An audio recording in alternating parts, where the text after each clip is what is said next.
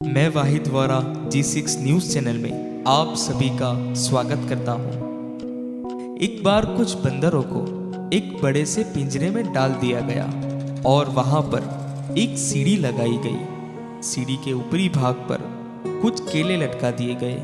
उन केलों को खाने के लिए एक बंदर सीढ़ी के पास पहुँचा। जैसे ही वो बंदर सीढ़ी पर चढ़ने लगा, उस पर बहुत सारा ठंडा पानी गिरा दिया गया और उसके साथ साथ बाकी बंदरों पर भी ठंडा पानी गिरा दिया गया।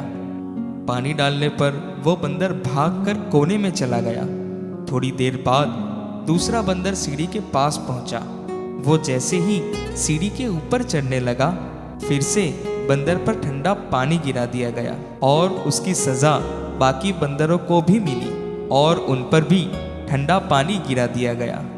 ठंडे पानी के कारण सारे बंदर भागकर एक कोने में चले गए और जैसे ही कोई बंदर सीढ़ी पर केले खाने के लिए चढ़ता, उस पर और साथ साथ बाकी बंदरों को भी इसकी सज़ा मिलती और उन पर भी ठंडा पानी डाल दिया जाता। बहुत बार ठंडे पानी की सज़ा मिलने पर बंदर समझ गए कि कोई भी उस सीढ़ी पर चढ़ने की कोशिश करेगा तो उसकी सज़ा सबको मिलेगी और उन पर भी ठंडा पानी डाल दिया जाएगा। अब जैसे ही कोई बंदर सीढ़ी के पास जाने की कोशिश करता, बाकी सारे बंदर उसकी पिटाई करते और उसको सीढ़ी के पास जाने से रोकते। थोड़ी देर बाद उस बड़े से पिंजरे में से एक बंदर को निकाल दिया गया और उसकी जगह नए बंदर को डाल दिया गया। नए बंदर की नज़र केलों पर पड़ी। नया बंदर वहाँ की परिस्थिति के बारे में नहीं जानता था, इसलिए वो केले खाने के लिए सीढ़ी की तरफ भागा। जैसे ही वो बंदर सीढ़ी की तरफ भागा, बाकी सारे बंदरों ने उसकी पिटाई कर दी।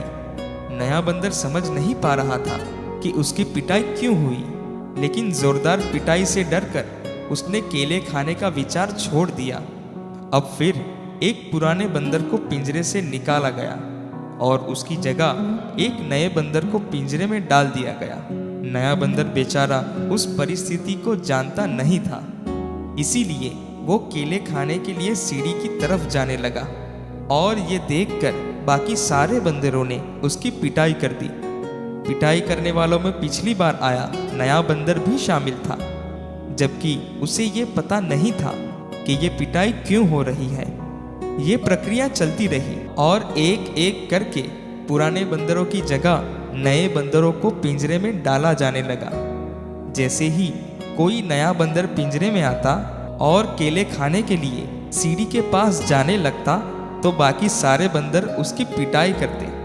अब पिंजरे में सारे नए बंदर थे जिनके ऊपर एक बार भी ठंडा पानी नहीं डाला गया था।